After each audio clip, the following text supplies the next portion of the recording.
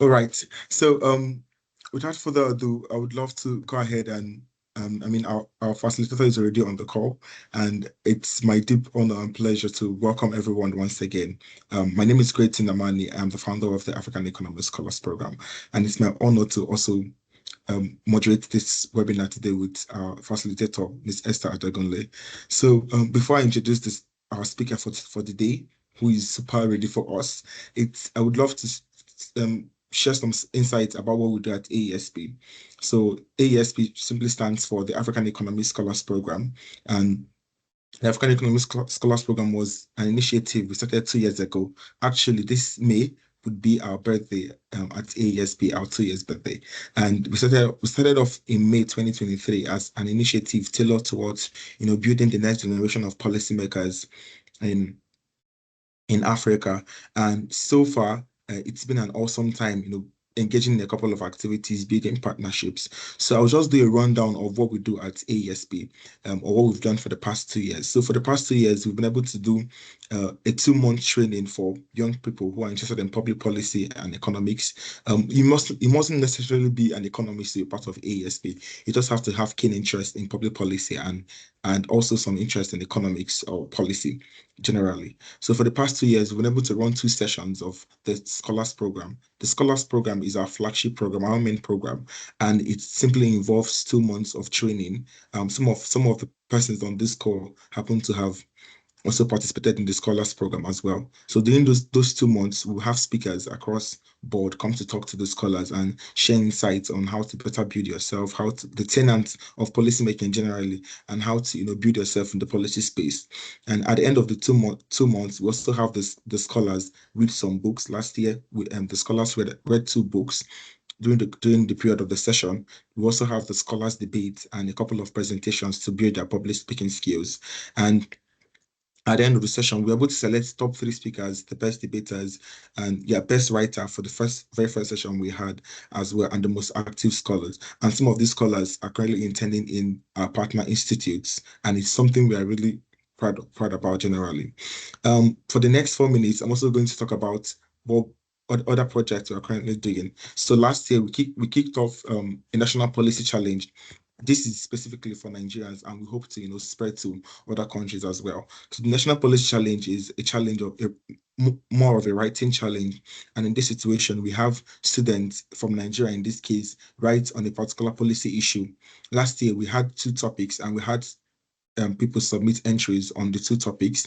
And at the end of the challenge, at the end of our first review, we were able to pick the top 10 writers or top 10 entrants, and we had them present their findings and present their research to us, and it was really an awesome time.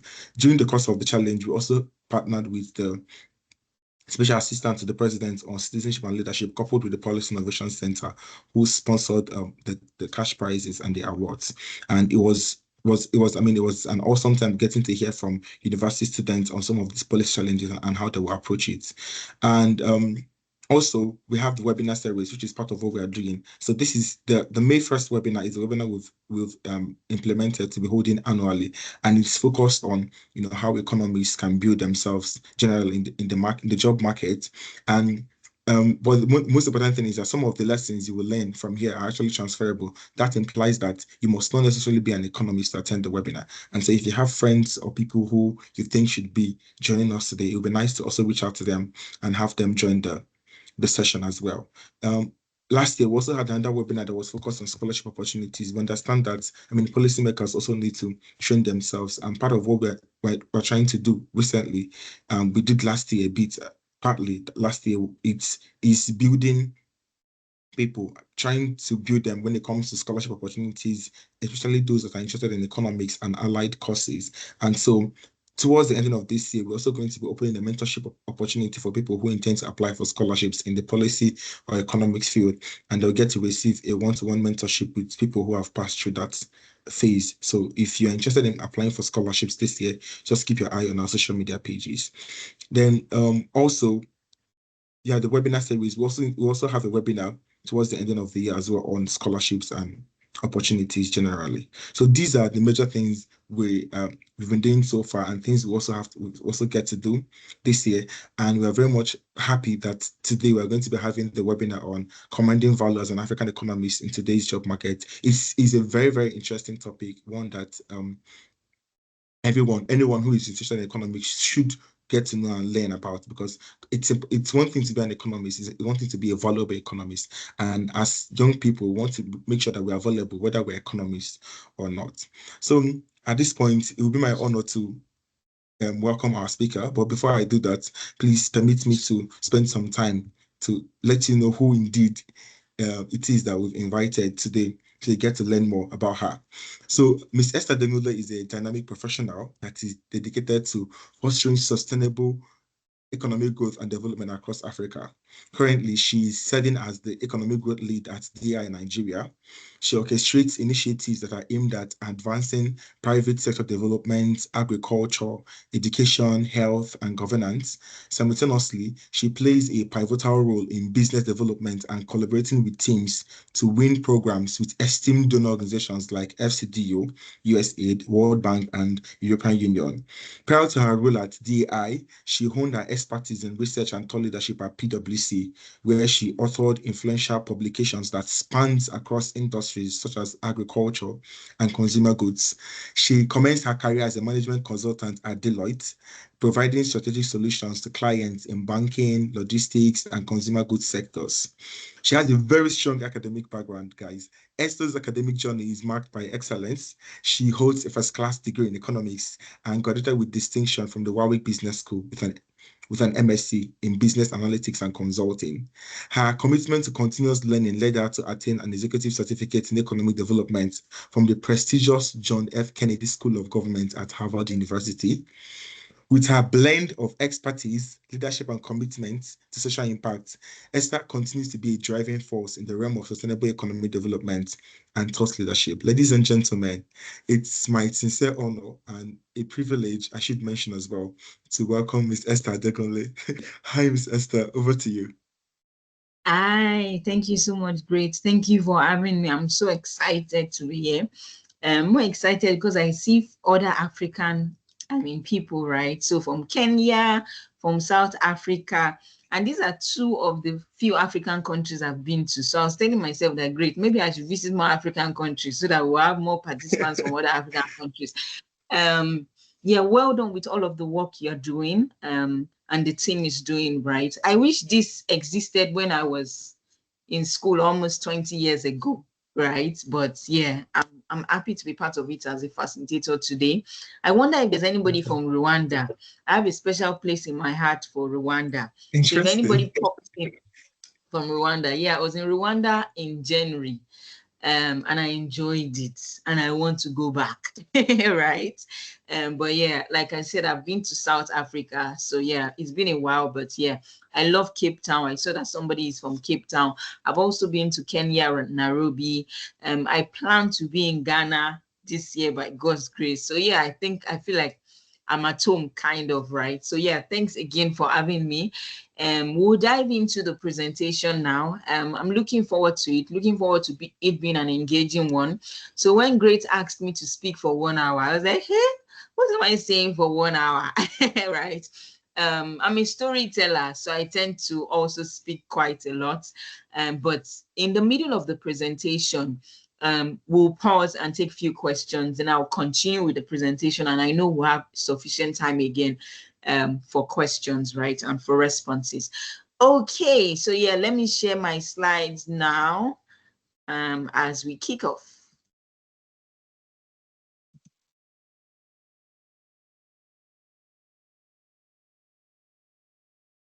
If you have been doing a lot in working, especially during COVID or even as a student, you know that popular phrase where we say, let me know when you can see my slide. I need somebody to let me know.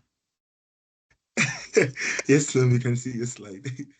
Okay, and it's moving. Okay, so yeah, I saw this topic and I was like, wow, what a strong, powerful topic. Allow me to use that word, right? commanding value is one thing, right? African economics is another thing. Today's job market is a different thing, right?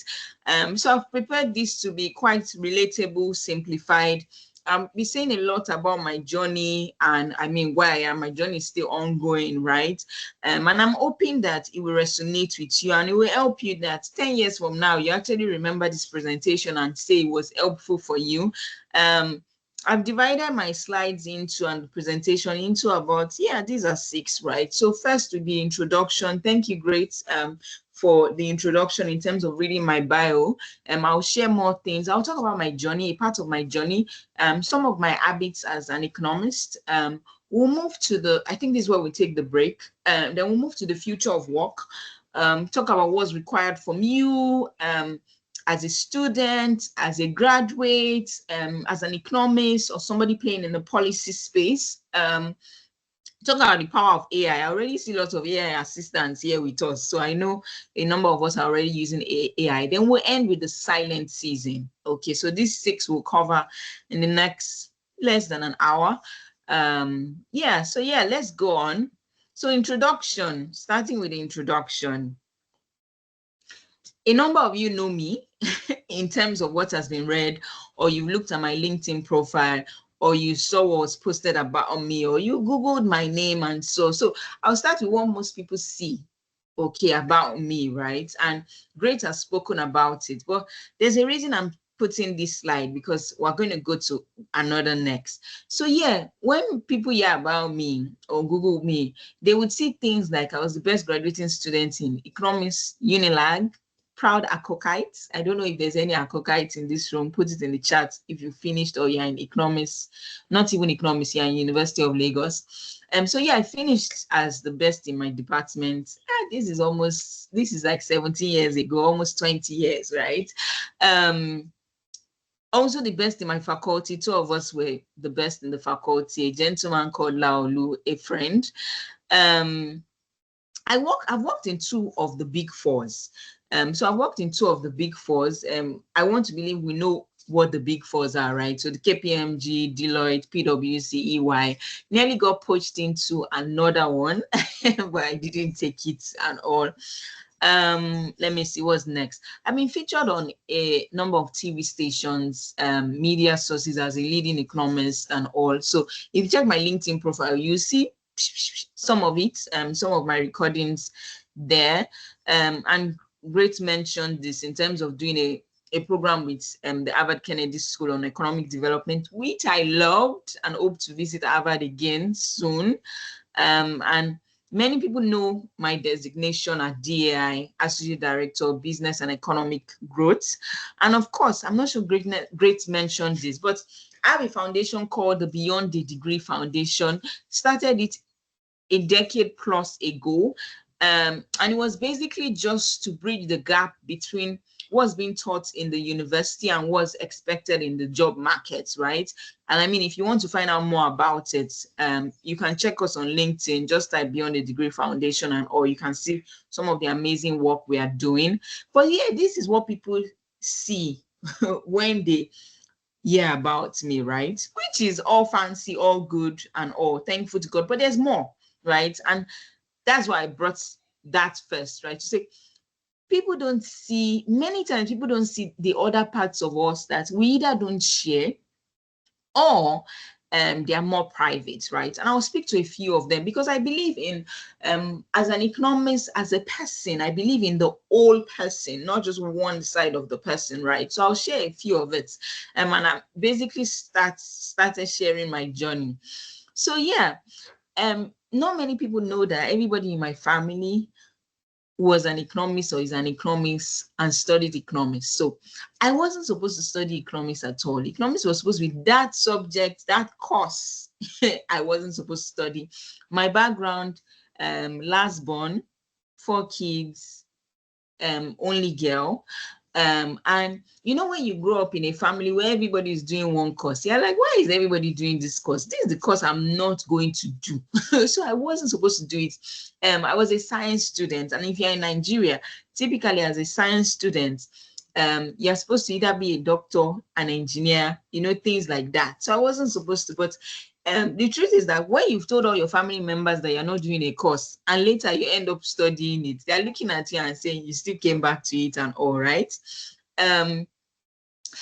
There was pressure as a student, and I brought this up because we might have some, I believe that, there will be some students, maybe final year or third, even lower, right? There was a lot of pressure when I was studying. I was in my dad's department. My dad was a lecturer when I studied economics. So it was a lecturer in the same university. Remember, everybody in my family studied it. Now, we didn't just study it. My dad was a lecturer in the University of Lagos as an economist. So there was pressure already. Let me tell you the kind of pressure I had. And it wasn't just for my dad. My dad was an amazing man. But it was pressure from the lecturers. They knew that I was Omo Toluwase. Omo is child in Yoruba language. So they would call me in class to answer questions. Many of them knew my matric number before I saw my results. They probably seen it and shared it with my dad and all. So there was a high expectation. And some of us might find ourselves in that situation where people already know us as being excellent, right? There's a pressure that comes with it, especially even as you grow in your career. There's an expectation that you always be excellent, right? And if you're not careful, it can tilt the other way around, right? So I bring this up to say there was pressure while I was in school, a lot of pressure, but I'm thankful to God that I was able to come out of it.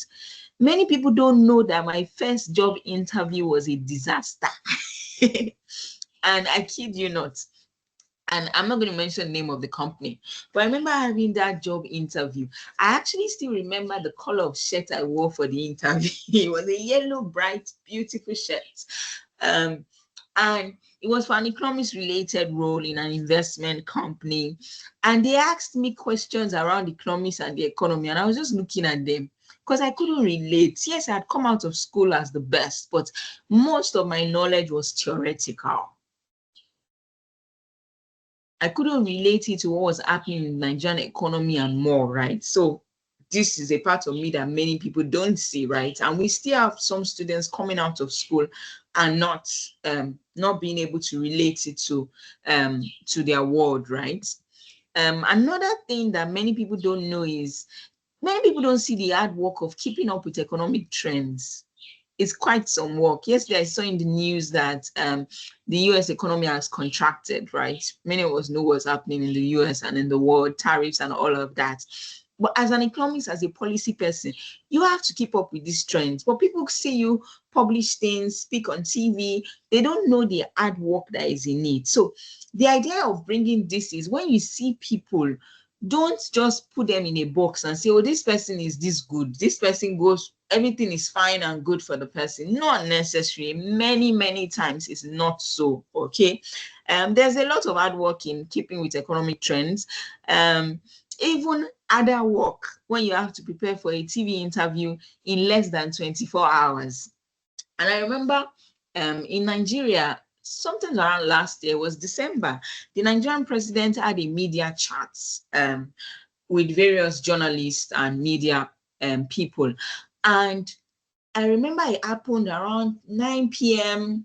I happened to see what's going on. So I listened to it just out of leisure. Let's hear. Guess what? That chat was 90% on economic matters. And I was like, oh, this sounds very interesting and all. And I was gonna go to bed to sleep, and somebody just sent me a chat on my phone and says, oh, Esther, how are you doing? We need you to be in the studio tomorrow morning to discuss the president. And this was 10 p.m. And this show takes place 11 a.m. every day. And it was for the next day. And of course, I had to prepare for that interview. You're going to speak on the president's economic media charts. You have to know everything he said, plus the things he didn't say, plus the many other things that have happened and all, right? There's a lot of pressure in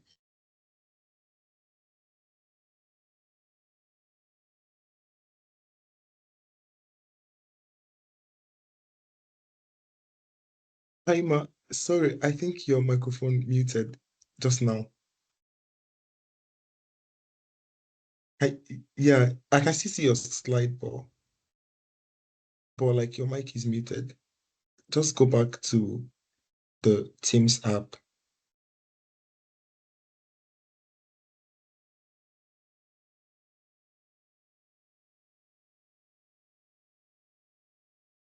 Okay, I think somebody mistakenly muted me because I saw you have been muted, but I'm back. Yeah, thank Yeah, you. okay, cool. So yeah, let me go back to, can you guys still see my screen? And where are we on the screen? Uh, you can go back now. Okay, let me stop sharing because, yeah, okay, going back.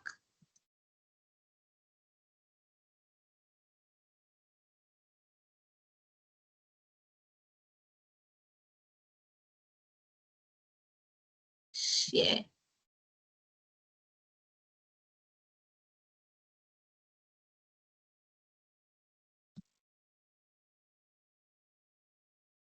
Yeah.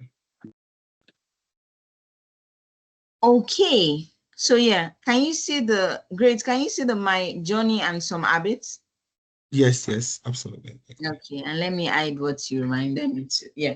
Okay, so I brought this because as we grow in our career, wherever we find ourselves, right, there's usually societal expectation that is not seen, okay, and not necessarily spoken. But remember, in the midst of the person you see that you respect, your mentor and all, there's a root to it, right? There's a root to it. There are pressures that they go through that they don't necessarily share. And it takes a high level of responsibility for them to keep up with all they need to do. Okay, now my journey and some habits, and I thought it was good to speak to this, right? And I'll start from and I've spoken to a large part of my journey, right? But I wanted to take it down to wherever you are now in your whether you're a student or you've just finished school or you've worked for a number of years, right? The first thing I put is please, and I don't know if you can see my face, but my hands are like folded begging to say please together. As much as you can, whatever country you're in, try to finish either with a first class or a 2-1. Okay, it opens the door for you. It opens the door, right? So please try to. Second one, I would say, beyond finishing with great grades, the other four, build relationships and network. It's so important to build these relationships, and I'll practicalize it. Yes, I worked with two big fours earlier in my career. My first job, when I go back from the Warwick Business School, I wanted to work in a consulting firm. It was my peer, so my classmates were in school together that actually recommended me. It wasn't because I got to finish a first class or I just finished with a distinction. No, it was a peer that was currently working in the big four that actually I sent my CV to, and he took it to the manager and said, oh, I think she will make a good team member and all, right? Remember, I didn't say it was my senior, so it wasn't a partner. Then I didn't know partners in the big four. Okay, it was a peer, it was a fellow classmate. Sometimes when we think about relationships, we say, let me network with those on top of me, ahead of me, let me have mentors, and we forget our peers. Please don't forget your peers. Please don't look down on anybody. It's very important, right? My second job in a big four, it wasn't even my peer. It was my, if you want to say, my junior in school that recommended me. So don't just network at your peer level or at higher level. Also network with those behind you. Okay, very important, right? So it was somebody that was my junior in school that was in the second big four I worked with that also took my CV to a manager there and said, well, I think she'll make a good team member again, right? And of course, the part about networking with your seniors, I know we know that many of us do it on LinkedIn and reach out to people in the industry and connect with them, right? But don't forget the other parts, okay? Also, continuous learning and trying new things is so important. The world we're in is moving quite fast, and we have to be a learner. We have to continue to learn. Ask great. I was telling him to teach me something just before, while we're testing things, right? And we tried things before we got this presentation to work. So continuously be a learner. And try new things. The fourth is there is no one path, and I put that one, the one should be in capital. There's no one path to success. There are several paths to it. And I say this and smile because when I wanted to move to the development sector, I thought I needed to work in one particular organization. I won't mention the name of the organization. It's very popular. If I say it, you all know it. I thought I needed to move to that organization before I moved to the development sector. And I did their test not once, not twice. I did it 3 times. And their test is not the kind of test that you do it once in a month and then you can do it like 3 months later if you don't pass. It was like the kind of test you do, I think in my time was once in 2 years or once in 18 months. So you can imagine I spent almost 5 years of my life doing that test, right? Because I thought that was my path to development, to international development. Eventually, it didn't work out, right? And I was able to move to the development sector without going through that path. Sometimes we see people's journey and we say, oh, because this person worked with the World Bank for X number of years, I need to work in the World Bank. Oh, this person has worked with African Development Bank. To be recognized as an economist, I need to be in the African Development Bank. No, that there are several paths to success. Okay. The last one I put here is beyond the destination, which many of us can be very focused on. My aim is to be the leading economist in Africa.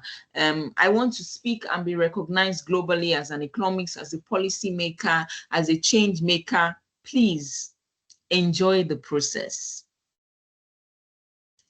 Enjoy the process. The process can be tedious, but breathe. Okay, calm down and enjoy the process. Appreciate how far you've come. You may not have gotten to where you're supposed to be. There might be people around you that are doing better and all, but please, everybody's journey is different. Enjoy the process. You will get to your destination, and you don't want to get to your destination and like, what a difficult task this was, and you didn't build relationships, you didn't find time to rest, you didn't find time to do other things, right? So please enjoy the process as you go towards your destination. Some of the habits I've developed over the years as an economist, I think I've spoken to the first one around staying on top of economic matters and issues. So listening to the news, it is compulsory. We listen to the news. My husband jokes that when I'm watching the news, sometimes I doze off. And this has been, even like for the last 10 years, I used to watch like Channels News. Channels is a TV station in Nigeria. They have their 10 p.m. news. And I'll tell my husband that no, I'm not sleeping until that time. And he will leave me watching TV, and maybe he'll come back like 10:30 and I've dozed off. So it'll be like, this news you want to watch, you doze off. But guess what? In the news, I need to just hear the headlines, the first things they say in those 5 minutes. Those are the headlines, right? But I've been doing that for a number of years, right? I've moved from Channels TV to other stations and podcasts and more. But it's so important for us to stay abreast to what's going on economically, right? You don't want to be known as an economist and somebody asks you something about what's happening either in your country or in another African country, economic matters, and you're not able to respond. Doesn't speak well about us, right? The second thing I would say is beyond just listening to the news and all of that, staying on top of the matters, understand and link the economic matters to the real world. Remember, I told you about my first economic interview. The reason it was a disaster was that I knew all of the theoretical things, but I couldn't link whether it was inflation or GDP or trade to the real world, right? So yeah, an economist is a very relatable course, right? It's a very relatable skill to have, being an economist. We need to always link it to the real world. Think about it at the different levels. Be intentional about networking with other economics and development professionals, right? You are in the right place. I mean, great. If this existed 20 years ago when I was a student and all, it would have been so helpful for me. So this is the place to network, AESP. And I saw that somebody dropped his LinkedIn profile at some point. So connect. Another thing I do, which is one of my habits, is I write on economic matters. And I didn't start writing when anybody needed me to write. I started writing personally because I wanted to write, and I wanted to do two things. I wanted to stay abreast on what was happening, right? When you write, you have to understand what's going on for you to write, okay? And I wanted to simplify economic matters, okay? There's something I've been writing for the past 5 years. It's called The Brilliant Citizen and the Economist. I don't know if anybody has seen it, but I publish either once in a month or once in 2 months. And there are two characters, like you can see, the brilliant citizen and the economist. And I've used it to simplify economic matters to non-economists and people that don't know anything about the economy, right? And it's been very good. And I've written for 5 years, like I said, on it. And interestingly, when I went to Harvard 2 years ago and did my course over a past course of 3 years, Brilliant Citizen and Economist was now published in Harvard when I needed to write, right? And I didn't start when somebody asked me to write, or maybe business day needed me to write, or my organization needed me to write. I started writing on my own. I published on my Medium. I will share it on LinkedIn, okay? I wasn't looking at the number of likes or the number of engagements I was getting. Okay, people say the internet never forgets. So when you write things, it will remain there. Somebody goes tomorrow, puts in your name, it will come out. If it's not in the first page, it will come out in the second page. So I encourage you, if you really want to be an economist that is recognized and leading, it's important to write. Okay. Some people choose to do podcasts. Okay, some people choose to do podcasts, and that's fine, right? But make sure you're leaving your footprints somewhere, right? Such that when people need to research about you, there's footprints of the good work you've been doing. Okay, so this is where I want us to take a quick break. And I saw that somebody played music, either by error, mistake, and all, but it's a good place, right? So I've gone like halfway my slide. So I'll take a quick break. If there are questions, great. I think we can take maybe 3 questions, so we don't stay too long on questions before we move to the next part. And it also gives me a chance to drink some water. I'm a wateraholic, so I need to drink water. Yeah. All right. Yeah, thank you very much, Ms. Esther, for so far. It's really been insightful. I think if you have questions, please, you could raise your hand and you'll be called, and then you get to ask your questions. If you don't want to speak, you can as well put it on the chat as well. Yeah, but before we take other people's questions, I have a question. So my question is, I saw one of the very first slides you mentioned about having to graduate with good grades, first class or a 2-1. But I have my question is, in the case where someone doesn't really have, the person has graduated now and there's really nothing, little or nothing they can do about their grades. What would be your advice to the person in that case? Yeah, remember I said try your best. So of course, if you've graduated and you don't have it, it's okay. What it did for me was I opened the doors, but it didn't keep the doors open. Okay.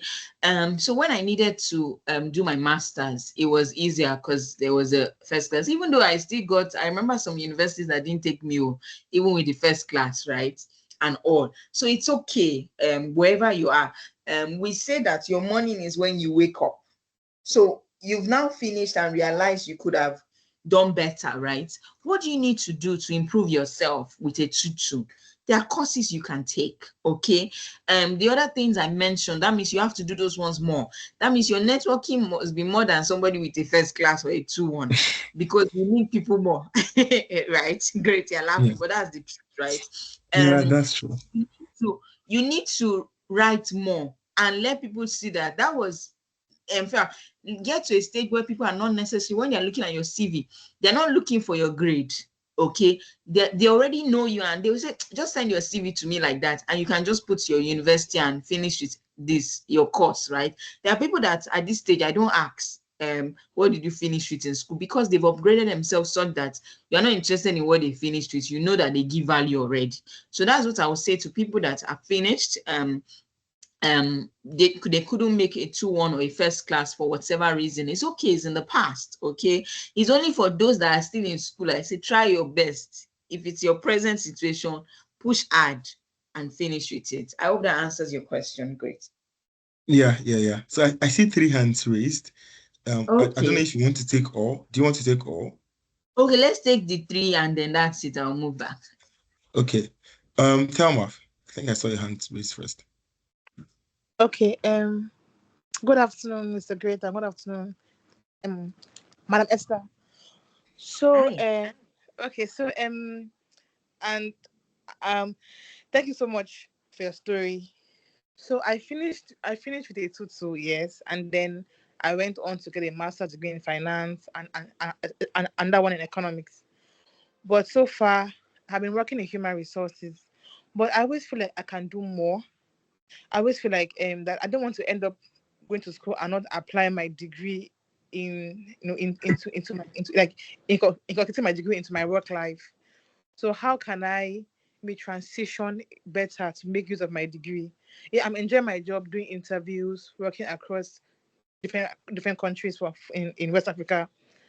But I think that I can do more with my degree than just. And I also hope to do a PhD someday. So how can I transition, make use of my degree in my employment life? Thank you. Okay, Thelma, that's a good one. Thanks for asking, right? And well done. I think great. Thelma has answered your question in terms of those that didn't finish with a first class or a 2-1, right? She's doing amazing. So Thelma, when I started my career, I did start as an economist. It's now that the big fours have that economic team and all. When I started X number of years ago, there was nothing like that, right? But I started in consulting. By the time I was moving to the development sector, um, I moved in as a business development manager. So there was nothing about economics in my career path until the last 5 years, and many people don't know that, right? So we have different seasons in our career. So if currently you're doing HR, please be excellent at it. When I did business development, I put in my best. I became excellent at it. At some point, I had an open check, and my boss asked me, Esther, we want to promote you. Tell us the role you want. And I knew it was my chance to say, that's why when you guys see my profile, you see business and economic growth. Okay. It's because I had that chance to define what my role would be. Okay. And bring in economics to it, right? But I wasn't waiting for me to have a title on it. Remember, I started writing 5 years ago because I wanted to go into the economic space professionally. So I would say what you can do, Thelma, one of the easiest ways to do it before anybody gives you a job relating to it is write on economic matters. Find a way to link it to HR. As we were speaking, I was trying to remember what HR course we did that relates to economics, right? I don't have the answer yet. Okay. You will most likely get the answer before me, right? Um, every business is interested in their bottom line. So as much as you do HR, be that HR expertise that is thinking of how to improve the finances of the organization, that is thinking of how economic matters impact your organization and your other organizations. If you have, other offices across Nigeria. So think broadly such that you are giving your organization value beyond just HR. And when there's an opportunity, they are thinking of setting up an economics team, they are calling you and all, right? Yeah. Okay, I hope that helps in answering your question. And I mean, put yourself in it, think beyond HR. Many more opportunities will come up and you think of other things to do. Hey, I can see more hands, but I know we need Thelma, does that help? Yes, yes. Thank you very much. I'm very grateful for the master. Okay, Thank you. I'm glad it does. Hey, I see more hands, but great. Let's do the two more and we'll go back to the slides. And I know we still have more time for questions. Yeah. Yeah, thank you. Yeah, Elizabeth, you're up next. Okay, good afternoon, Ma. Ma, this is actually Elizabeth from Beyond a Degree. Thank you so I much know I for spot actually my calling. people everywhere. Yes, ma. Okay, so you mentioned something about reading the news, right? And for me, right, I'm still in university, right? So I try as much as possible to actually keep up with the news and everything. But I realized that when I'm trying to like, okay, explain to maybe my non-economics friends, okay, this is what is happening, and this is why the Nigerian government is doing this.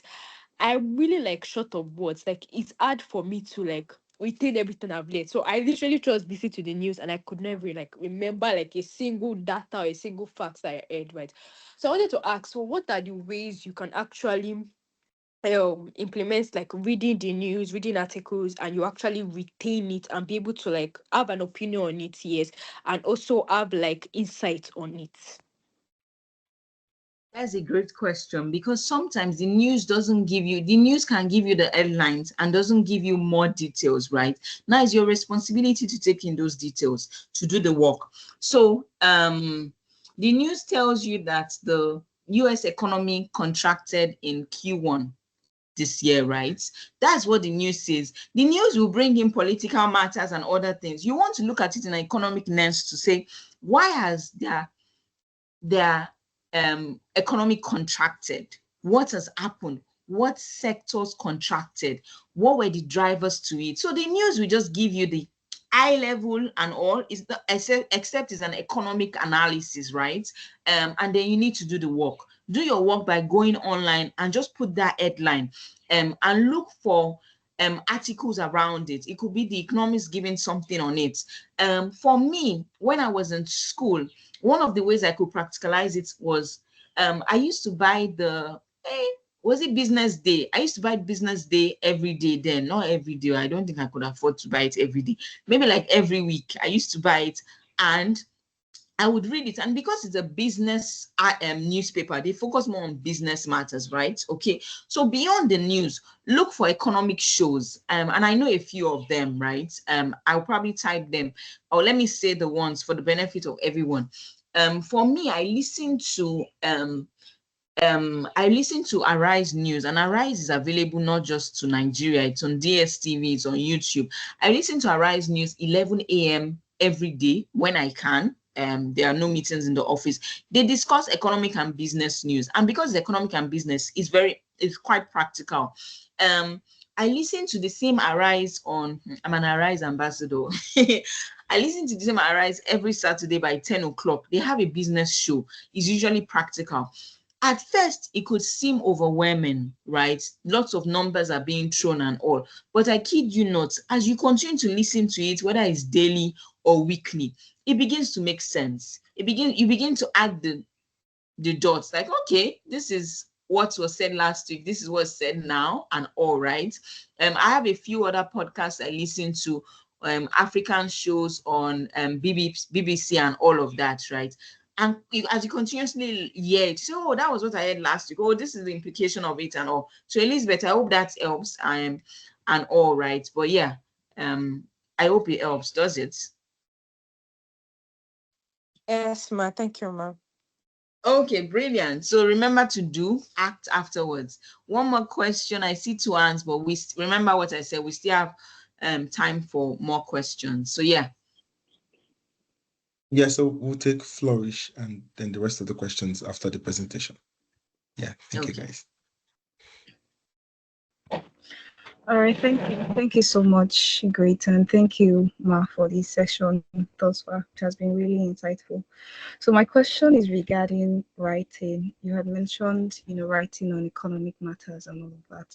So I wanted to ask if you could share some platforms via which we could write. So I know about LinkedIn for one, but I'm just wondering if there are others. And you mentioned the Brilliant Economist. What platform did you use for that? And then secondly, also regarding writing, I know that one path for people who study economics is, going on to masters and PhD and in the academic line.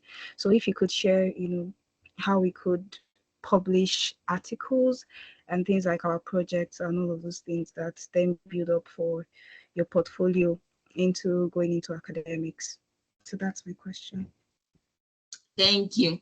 Let me answer the ones I can, and I'll be honest, because the academic one I can't answer at the moment. I think if you ask me 2 years from now, I might be able to answer it. So in terms of where to, sorry, I went to start looking for Brilliant Citizen to post in the group.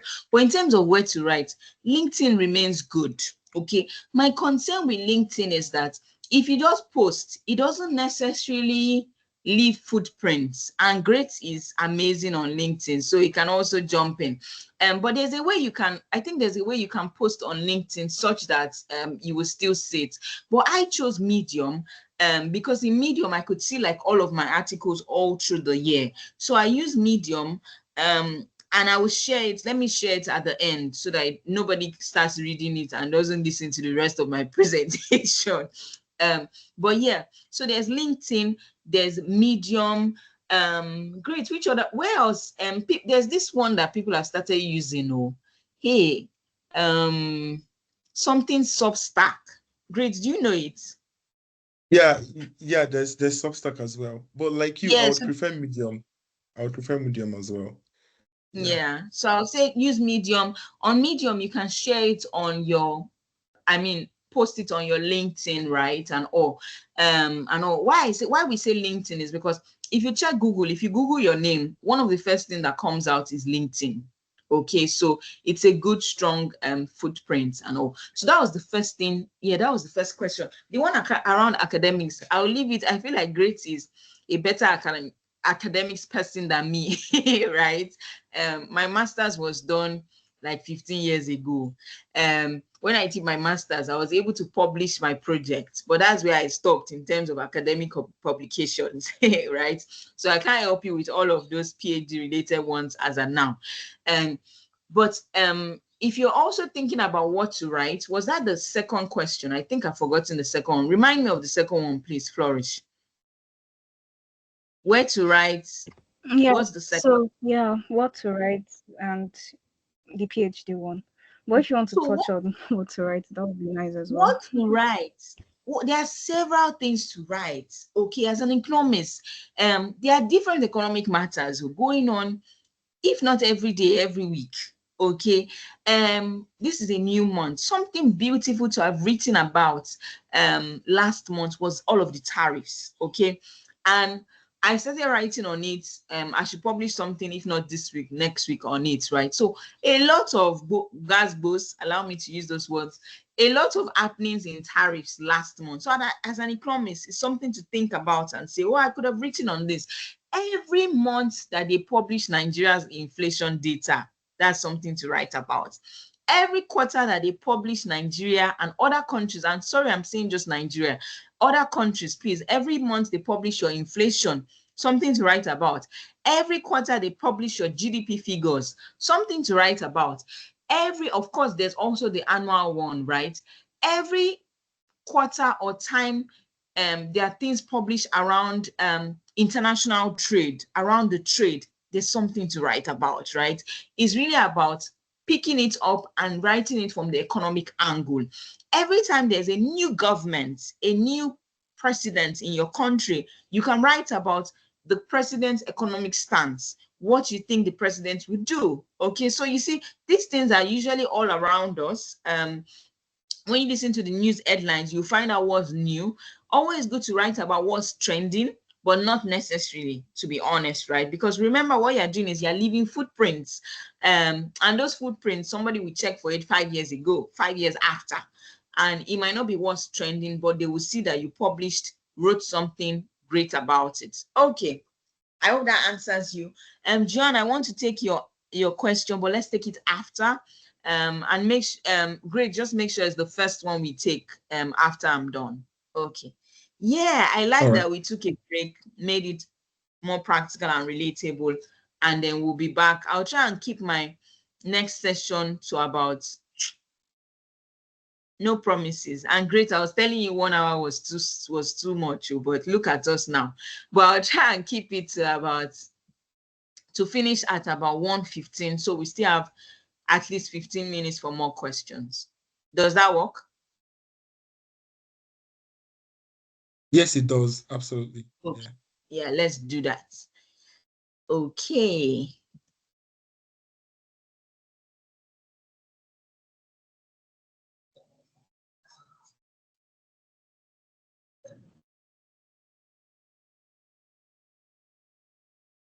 Yeah, so this is where I enjoyed the Q&A. Thank you everyone that asked. Future of work.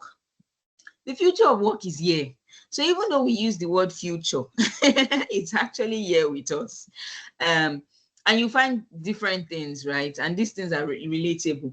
Hybrid and remote work. Now you can sit in your house and work remotely and not necessarily need to report in an office every day. Not everybody likes that. So you can have the hybrid one of where you work maybe 3 times in the week in the office and the other days in the house. Okay. There's also global talent. And as I was thinking about this global talent means that we're not necessarily competing again with just people in our country. Okay, we're competing with people globally, right? Nowadays you're in an interview and it's just not just Nigerians or Kenyans or South Africans that are on the call, depending on where you are in the world. Your company as an international organization can bring in somebody from another office, right? So we need to always think more globally. There's the requirement that everybody must be a life learning worker. Okay, the expectation is that you come to an organization with X skill, whether they train you or not, you should have acquired many more skills. The fourth is on automation and AI. AI is here with us, even in our meeting. That's what has fueled our chats, right? It's not going anywhere. We have to embrace it and utilize it. There's also the gig economy and freelancing, which I think is amazing, where you can do work for people for part-time, right?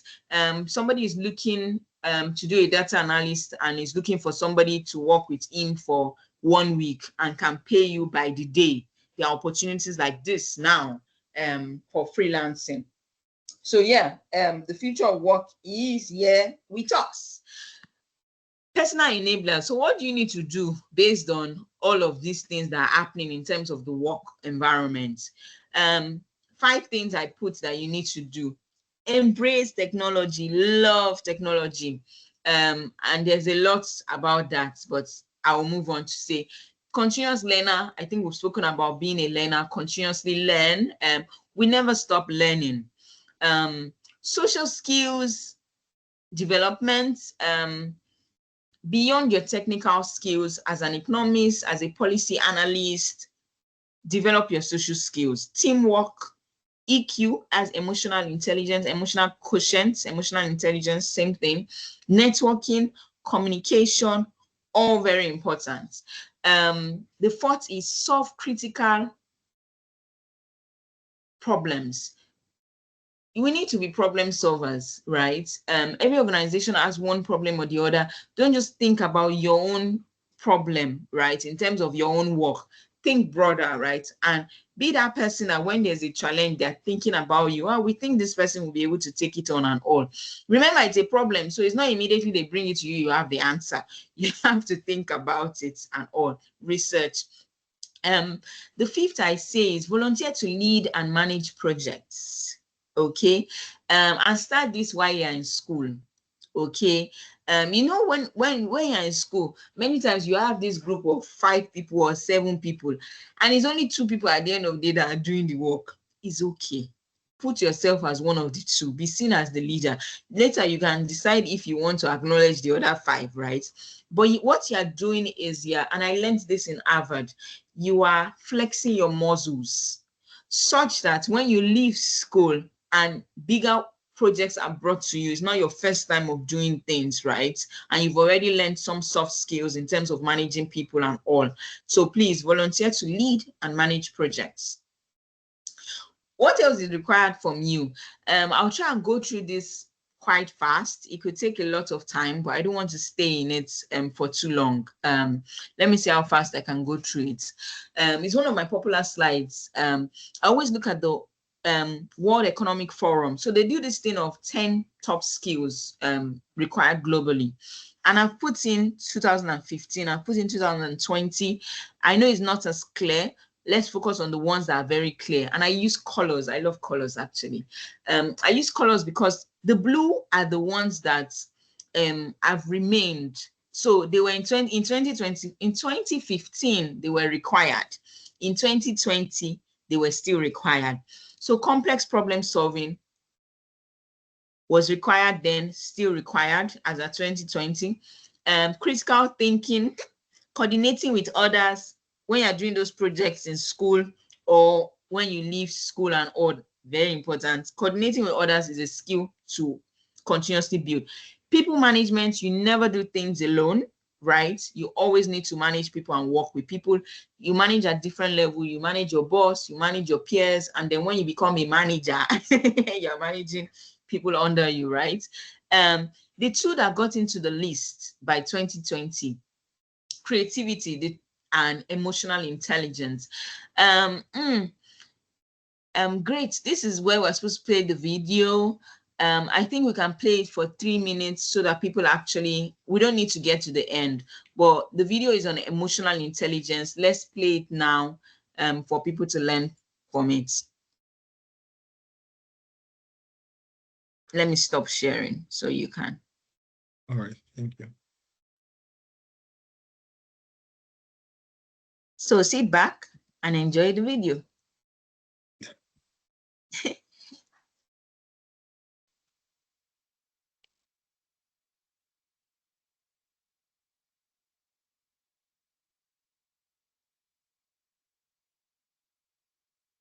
Jamie Dimon of JP Morgan Chase saying tonight that people need to accept the new tariffs might raise prices. He was speaking here in Davos and he was talking to CNBC and he said that tariffs serve a purpose. I look at tariffs, they are an economic tool. That's it. They're an economic weapon, depending how you use it and why you use it and stuff like that. And, people argue, is it inflationary and non-inflationary? I would put in perspective, if it's a little inflationary, but it's good for national security, so be it. I mean, get over it. So be it. Ngozi Okonjo-Iweala is the Director General of the World Trade Organization and is with me now. Are you going to get over it? Well, this is what I say. I say, Richard, we should all chill. Can we chill?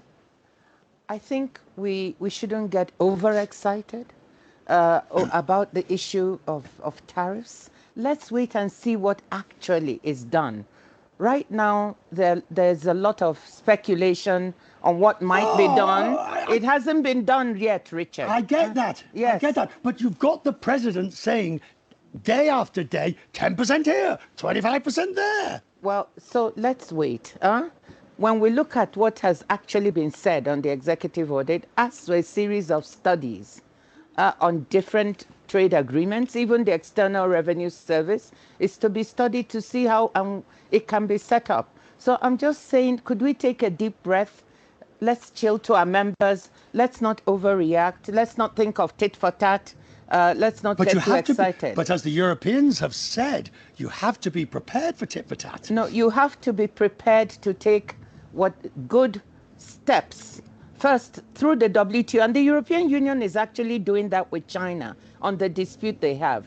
And what is encouraging right now, and I'm not trying to minimize the issue, I'll come back to the impact of tariffs, but saying we should study the matter is actually what the WTO recommends. If you feel that you're being harmed by other members' actions, before you take any action, do the studies, show the impact of the harm, and then from there you can initiate consultation, talk to that member to see how you resolve. I was almost carried away. I can listen to it later. This video was some months ago, so I think it was January, towards the end of January. And I just want to speak to it in terms of emotional intelligence. Let me give the context and not assume that everybody knows who she is. Many of us might know. That's Dr. Ngozi. She's the DG of the World Trade Organization. The World Trade Organization is the #1 in terms of trade matters globally, respected. It's in the level of like a World Bank in terms of respect, right, and all, just focused only on trade and other matters. Well, she was, and that's Richard Quest. Richard Quest is a prominent global journalist, and if anybody noticed, he was trying to put her in a spot, right? He said things around the president and all. If you listen to her response, and I think you can put it in the group later, right, in terms of the video, she didn't focus on what the president did. or the president. She focused on the issues and what the responses should be. I like that she started with a smile. It's not a smiling matter when a president increases tariffs by X percentage and it impacts the entire world, okay? But she started with a smile and she said, chill. Not the response you would expect, to be honest, right?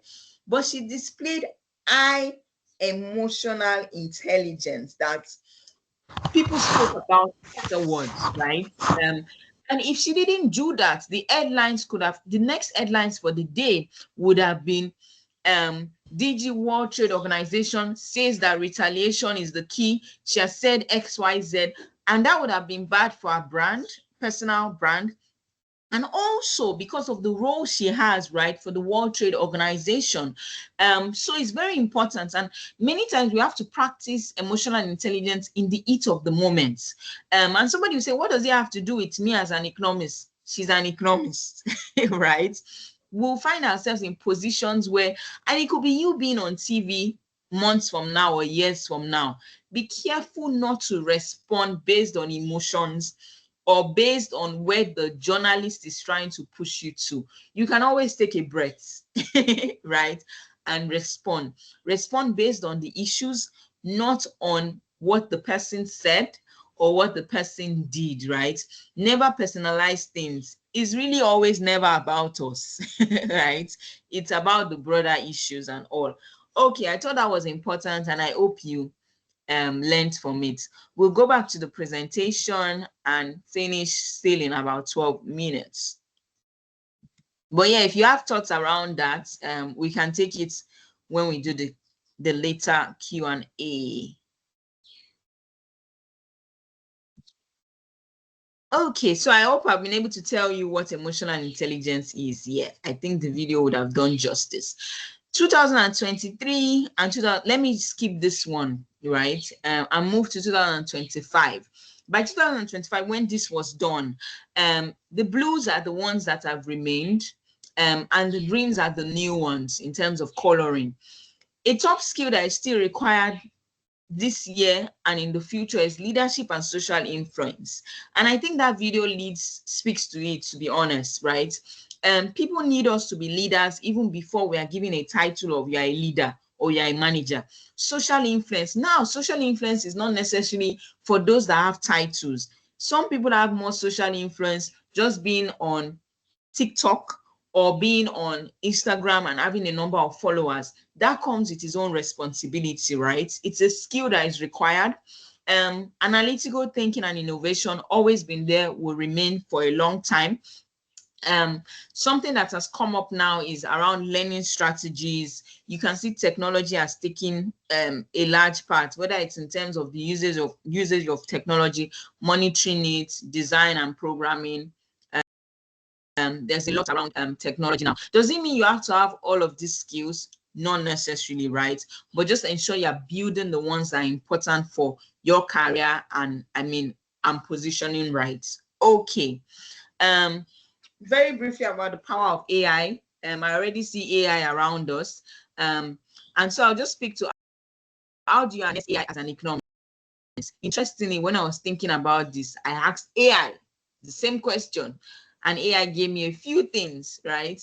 AI can be very helpful in terms of research and data collection. Very important to say that AI is not a tool to be 100% tested. So please, whatever results you get from AI, do the hard work of checking that it's correct, please, okay? So that if AI tells you that Nigeria's inflation is 40%, or tells you that South Africa's inflation is 50%, you need to check and you know that that is not correct, right? And all. AI can also help you in terms of economic forecasting and modeling. It can help in terms of behavioral and market insight. So when you have lots of data, it can break it down and help you to simplify it to people that are non-economists and just need to know what's the implication of this. It also helps in terms of visualization. People that use, I don't know if there's anybody on this call that uses Power BI. BI is business intelligence, with some plugins around Python dashboards. It can simplify data and make it more appealing and more relatable. So these are some of the ways you can use AI and all as an economist. Some of it, I'm sure there are many more. Okay, yeah, I'm almost at the end.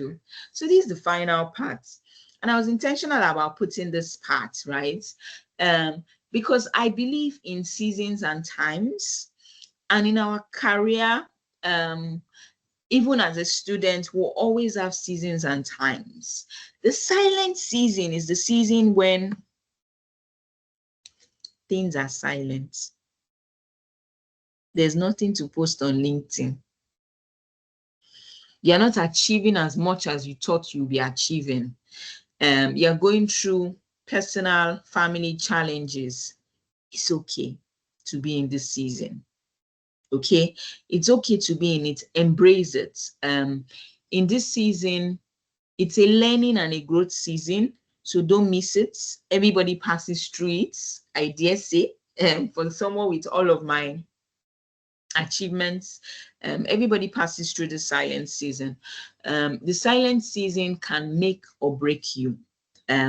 So be careful when you are in it.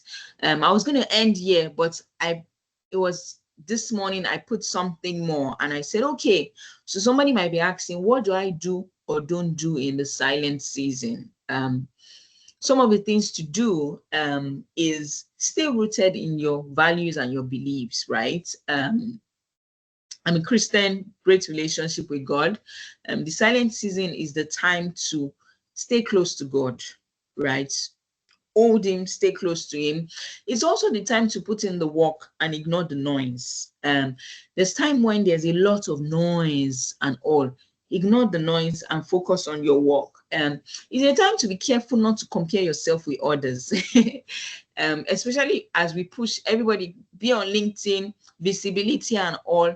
In the silent season, if you need to take a break off social media, is okay, because social media, as much as it's good, it also puts us in that place where we could be comparing ourselves with others and all, right? So in that time, your silent season, be very careful, be more intentional about not comparing yourself with others.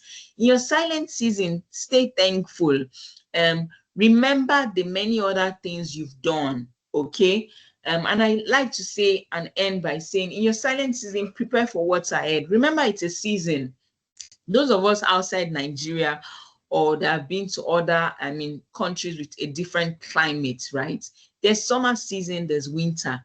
As much as winter season can be harsh, it doesn't last forever. Maximum 3-4 months, and then it's over, right? Okay. So in your silent season, prepare for what's ahead. I put this picture of an olive tree. I've been doing some personal research around olive trees, right? Olive trees, they live longer than some human beings. Some of them live for hundreds of years. Okay. Olive trees are very valuable in terms of what they bring and all. Look at the roots of an olive tree. This is the root we can see. So you can imagine what you cannot see under it and all. The olive tree goes through various seasons. It's very resilient. At the end of the day, its fruits are used for so many things, right? So many valuable things, right? And is one of the most resilient plants and all. So yeah, I put that so we remember that we need to stay rooted, and in silent seasons you grow. So yeah, thank you for having me. I know we're still going to take more questions. I hope this has been insightful for you and all. So yeah, thank you. I'll stop sharing now so that we still have time to take more questions. Thank you. Oh my God, thank you so much, Miss Esther. That was completely phenomenal. And when you mentioned silent season is when you don't have anything to post on LinkedIn, I took a deep breath. And then I asked myself, what would I do if I was I find myself at this point. And thank you so much for sharing those beautiful insights, how to cope and hold yourself strong during those seasons. So yeah, we're going to go straight to questions. I know many people will have questions, so I don't want to take anybody's time. I know a couple of persons had their hands raised before, and I would please indulge that. Please, if you had your hands raised before, you could raise it now. So I can't remember all the names, all the people that raised their hands before, but I know that Bello raised his hand before. So let's start with Bello. Yeah. And I know there was Joanna. So yeah, after Yeah, Bello. Joanne. Exactly. Okay, so we'll take Joanne after Bello. Hello. Yeah. Can you Hi. hear me, Hello. please? Hi. Thank you, Esther. Okay, so nice to May meet I? you, Ma. Thank you, Grace. Thank you so much for this session. I don't know if you can hear me. Yes, Joanne, we can hear you. Okay. Thank you so much Okay, for so we'll this take session. Bello afterwards because I know Bello was expecting to go first. So Joanne, you can go on. Bello will Yes. be a gentleman and allow you go first. Yeah. Okay. Most especially the part where you said that we should not compare our journey with others, and also hammering that we should write. Because I think this is the universe saying that Joanne, go and write. Because I am very fond of taking notes of some headlines, potential headlines for some things that take place. Because I have a very fun, because I'm an avid reader, and I also am really great at listening to people. And so if I combine those two skills, I always had a funny way of helping my headlines basically whenever a scenario takes place. But then when it comes to getting a full body of work, whatever headline I've taken down in my notes, it's always a problem because I know I have to combine research and then, being in that place of silence and intuition and just being genuine with my write up and not just compare what I had written, what I had read with what I'm about to write, and then looking at whether the quality matches in maybe in professional level. Is it professional enough? Is this going to appeal to the right audience and what so not? So that's one of my stop. Should I call it stopping block or just block in waiting? Like I'm about to write, but those are the things that have been hindering me for writing and just sharing my work. So I have a lot of things in notes, but not things in the places it should be on platforms or social media platforms and all of that. So that's one question. Maybe how I can just, move past the research phase into the writing phase. Then the second question is Mhm. you are in the industrial industry, agricultural industry. So I studied agricultural economics. So it's my dream to just venture into that field completely because it looks like something that is not tapped enough. I mean, the only agricultural economics I know of is our AFDP president, that's Economy additional. I don't know of any other person that recognizes that comes up identifies as an agricultural economist. Even as much as I aspire to be one, I don't know how to be in that industry, right? Especially the consulting industry. Like I want to start with that what to stand me out in applications because I've written so many, but it seems like limited experience is not working in my favor. So it would be really nice if you shed light on how I can make do with the experience I do have, which is purely agric, and how I can still be in the economic space. Thank you.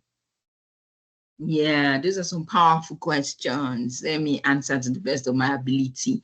So yeah, your first question around moving from the research to publishing in quotes, right? And publishing is not academic. Publishing is basically moving it to the platforms, other platforms, right? Do it. You have to do it, right? You start with one. Okay, it's usually harder to do the first. And I will say, don't wait for it to be perfect for you to publish. Okay, what you think is perfect now, in 5 years' time, won't be as perfect because we are growing and all, right? When I started, intentionally, I told myself I needed to write like one article in a month. So give yourself that, and depending on how you work, right? Some of us need to put ourselves in that kind of this is a goal I need to do. And some people can flex it and they will supersede us if that even put a goal, right? So you can tell yourself once in a month, you can start with once in a quarter, depending on your schedule and all. You can start with once in a week. and all. In terms of whether it's a perfect one or not, one of the things I did was, especially for Brilliant Citizen and Economist, I got another economist to review it. So everything I publish on the Brilliant Citizen and the Economist, I have two different people that actually review it. And they are not, what's the word? They are not, don't look far and say, oh, you come and look for me or look for great to review or work. No. Look for people around you. They're like my peers. One of them is a peer, right, in the industry, is a friend. So every time I write it, I just send it to him on WhatsApp. Please look at this and all. Another one is not an economist, so I tell him to also look at it from the non-economics view, right? And that's like a cousin that is like 10 years younger than myself, right? So look at that. So instead of waiting to judge in your own terms whether it's good enough, I would say send to one or two people, get them to give you their opinion, take in their comments as much as you can and you think is valid, and then push it out. Okay, as you keep doing it, it gets better. That's what I would say, relating to writing. So don't just leave it in your phone. For somebody else, it might be that I have ideas, but when I have those ideas, I'm on the move. Most of my writing, I do it on my phone. I do it in the notes section of my phone, and all, right. And I say that because I'm more 10 years ago, if you had asked me, if you had said I'll be writing, I'll tell you, no, let me just be presenting and talking, right? But now I've written 2 books. I've published 2 books. I'm an author. And I'm working on my 3rd book, which by God's grace, I'll actually publish in a few weeks. Yeah, in about a month plus, right?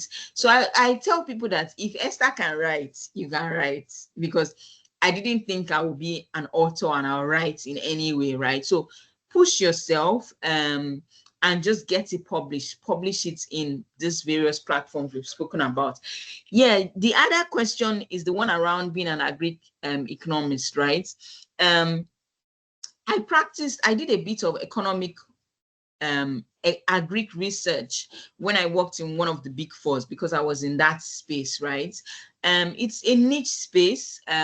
Like you said, not too many people do work around it, but there are few people that do good work.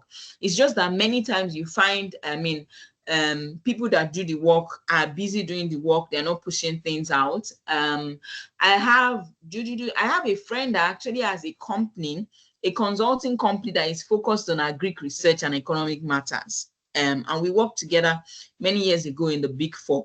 If you send me a note on LinkedIn, I would send you details, his company and all, so you can look at it and practicalize, oh, this is what I can do in the future and all, right?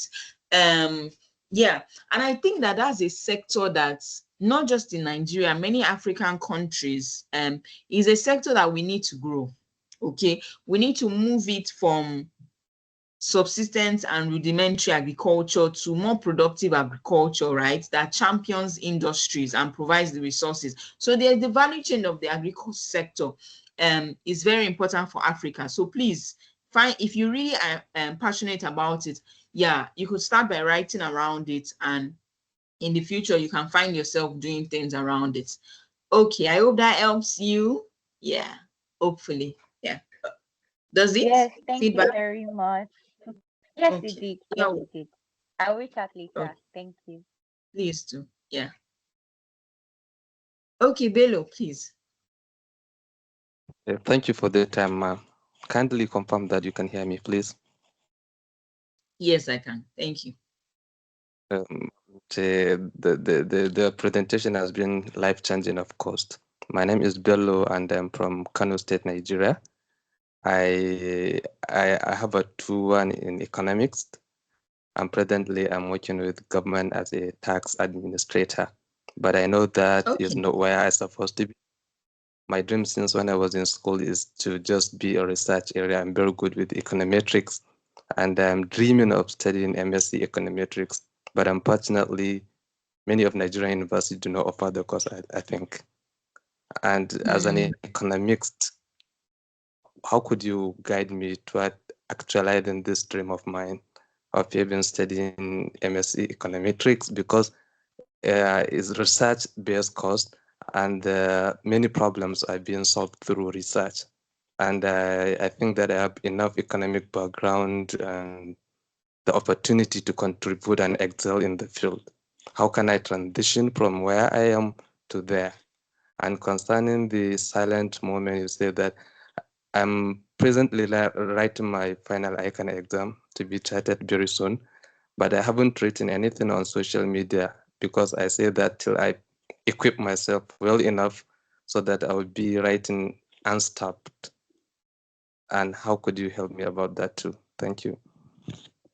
Okay, thank you, Bello, for your question. Let me take the last one. So it's okay. Remember, I said everybody goes through the silent season. It's a season, it will end, but don't wait till things are perfect for you to put yourself out there, right? So if you're writing your final paper in ICANN, you've written many others, right?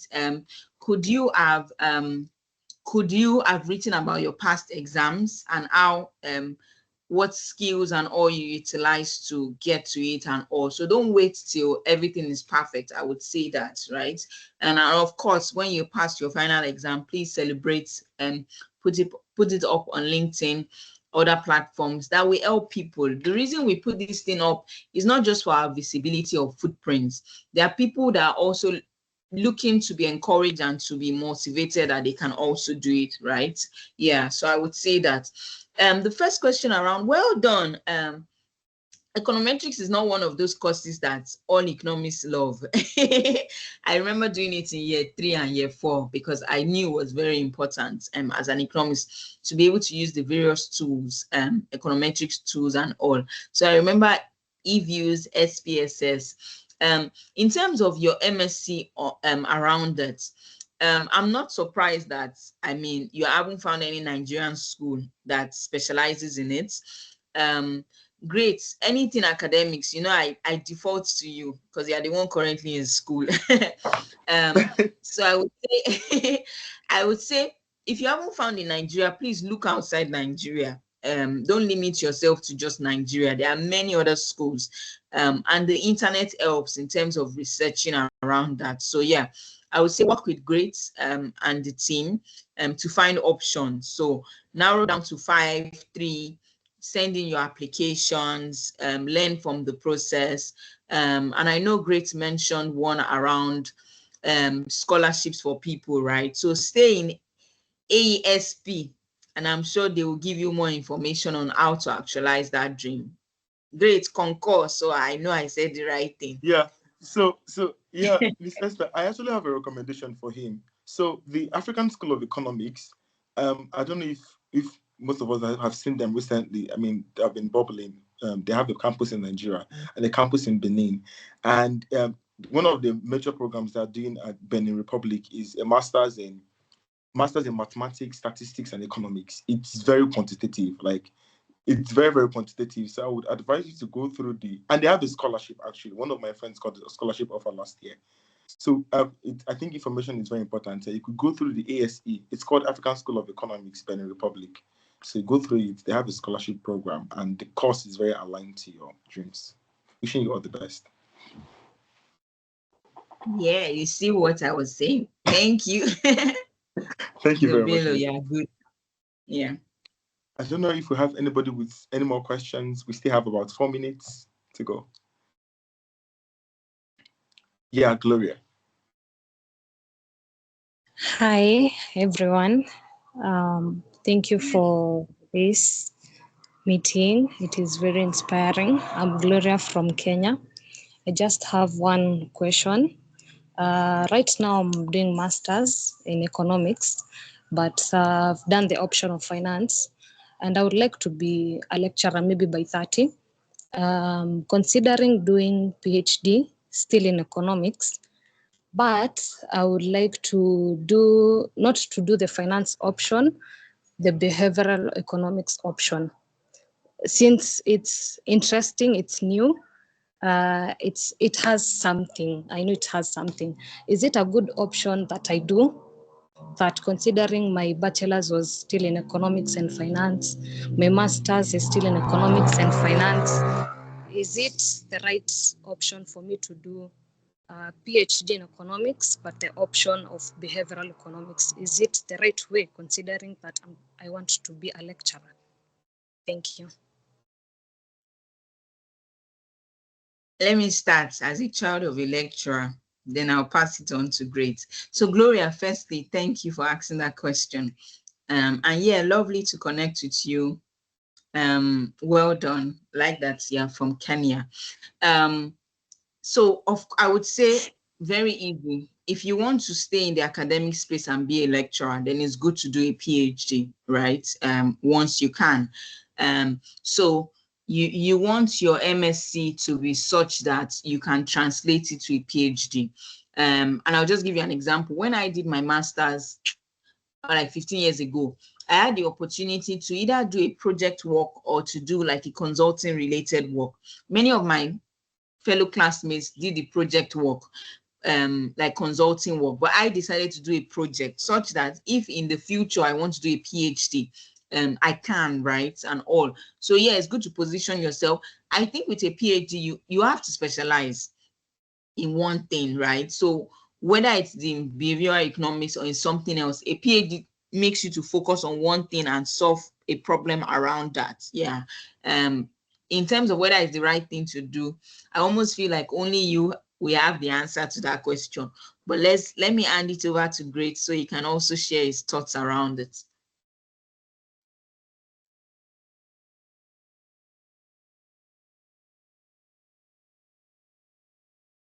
You're muted. Oh yeah, thank you. Sorry, I think you've actually answered. I mean, the larger aspect of the question. Well, the only thing I would say about it is, economics at the master's level is not so specialized. Even if you did economics and finance, what you did was still very much generic. So at the PhD level, trying to specialize will not be difficult for you, right? So I would still say that it's all left for you to know whether you want to do behavioral economics or not. But I would say that if you want to specialize in behavioral economics, you have to try to look for organizations that are anchored on it, or because I know that the Policy Innovation Center in Nigeria has a specific unit that is tailored on behavioral economics and behavioral unit. And even the World Bank has some courses on behavioral sciences as well. So those are things you could add to what you're currently doing as you prepare to apply for your PhD. But then don't be bothered about whether economics at the master's level would fit in. It would definitely fit in because economics at the master's level is just basically trying to build quantitative skills, not really anything that has to do with being, specializing in a sector or an aspect of economics. Yeah, I hope that answers the question. Mrs. I think we still have just one more question, and then that will be all. Okay, sure. Nelly Siwe, if I hope I don't bother them.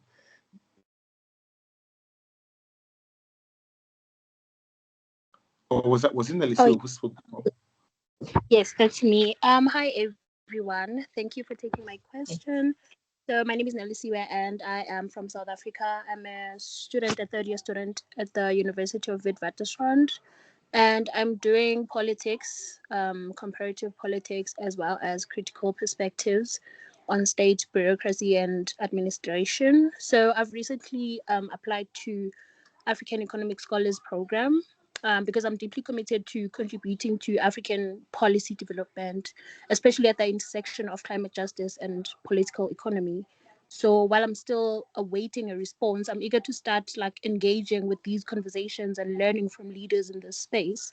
So as a young political scholar passionate about climate justice, I'd like to ask, how can I actively shape economic policy conversations in contexts like South Africa, where coal dependency, inequality, and environmental degradation are deeply connected, and where political often lags behind public need.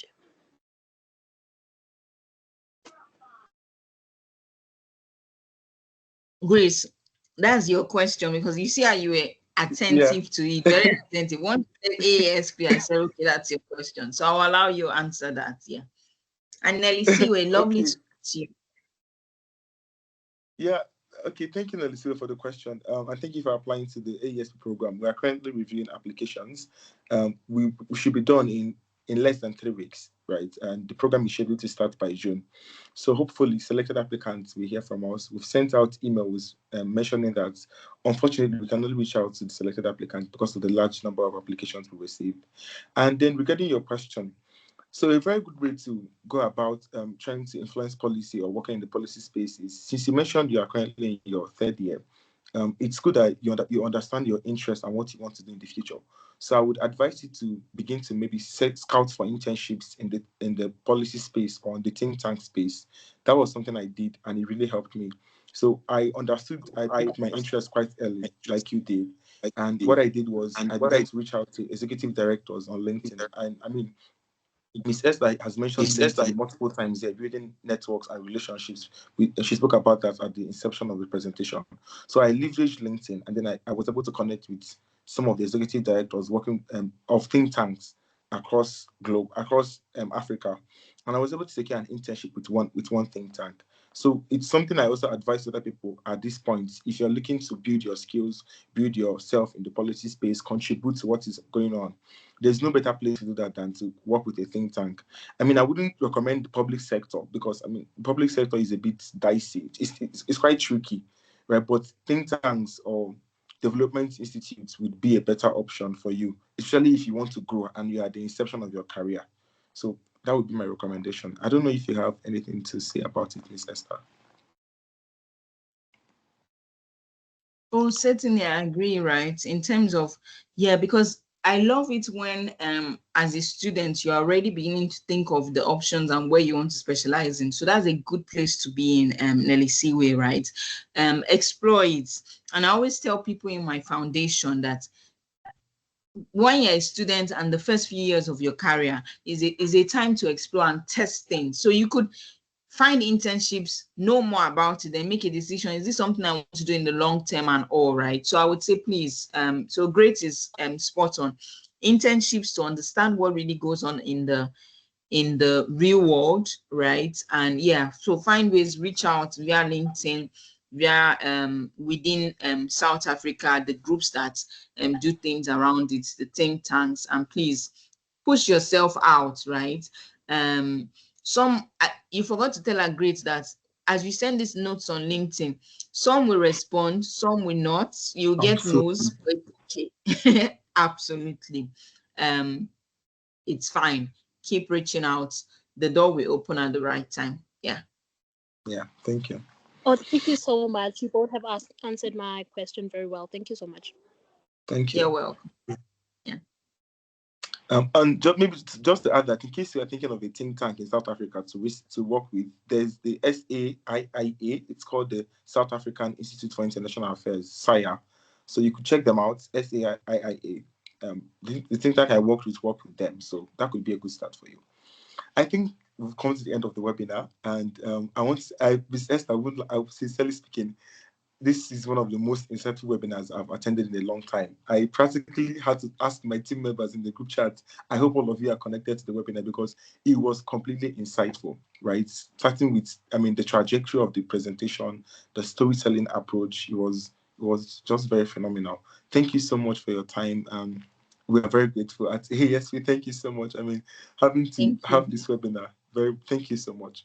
And it was far better than the webinar we had last year. And I love the fact that we've gotten to a new height. So looking forward to what next year has for us as well. Please, can we say thank you to Miss Esther using the chat Thank you box? for Everybody, having me. Thank you. everybody, please say thank you. And I shared Thank you. her LinkedIn page on the chat box, so you could just go there and connect with her on LinkedIn, follow The Economist. And I forgot to mention about the Beyond the Degree. I'm a proud alumnus of Beyond the Degree. And Beyond the Degree drained me. I remember my team members then. Oh my God, we kept late at night. We were working on our projects, our slides. It was really a beautiful time. I met people across. It was difficult for me to meet other economists or other students from other universities. But with Beyond the Degree, kind of made it easy for me to be in the same group with students from other universities. So highly recommended. Follow Beyond the Degree on LinkedIn to follow up with their updates. And I think there's a webinar this Saturday. Yes, there's a webinar this Saturday as well. No. We Or was had it it last week? last week. Last It week. was Oh last yeah, week. yeah. We'll have one by the end of the month.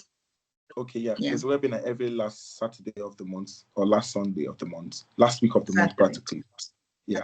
Yeah. So, thank you, everyone. And Ms. Esther, I hope you don't mind if we upload this. I think we're trying to build a YouTube space.